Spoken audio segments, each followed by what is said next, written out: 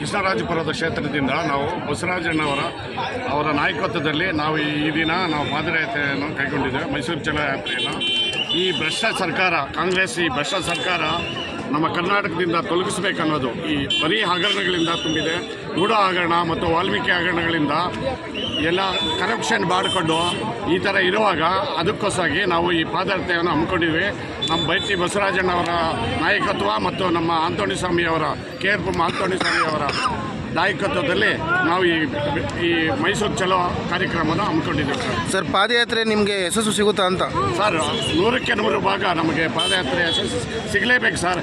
ಯಾಕೆಂದರೆ ಮಾನ್ಯ ಮುಖ್ಯಮಂತ್ರಿ ಸಿದ್ದರಾಮಯ್ಯ ಸಾಹೇಬರು ಆಲ್ರೆಡಿ ನಾವು ಇದು ವಾಲ್ಮೀಕಿ ಹಗರಣದಲ್ಲಿ ಇಷ್ಟು % ಅಮೌಂಟನ್ನು ವೇಸ್ಟ್ ಆಗಿದೆ ಅಂತ ಅವರೇ ಒಪ್ಕೊಂಡಿದ್ದಾರೆ.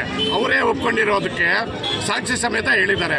ಅದಕ್ಕೋಸ್ಕರ ಈ ಸರ್ಕಾರ ದಯವಿಟ್ಟು ಸಿದ್ದರಾಮಯ್ಯ ರಾಜೀನಾಮೆ ಕೊಡಲೇಬೇಕು. ಅದಕ್ಕೋಸ್ಕರ ನಾವು ಅಲ್ಲಿ ತನಕ ಮೈಸೂರು ಚಲೋ ಯಾತ್ರೆ ನಾವು ಪಾದಯಾತ್ರೆ ಕೈಗೊಂಡಿದ್ದೀವಿ.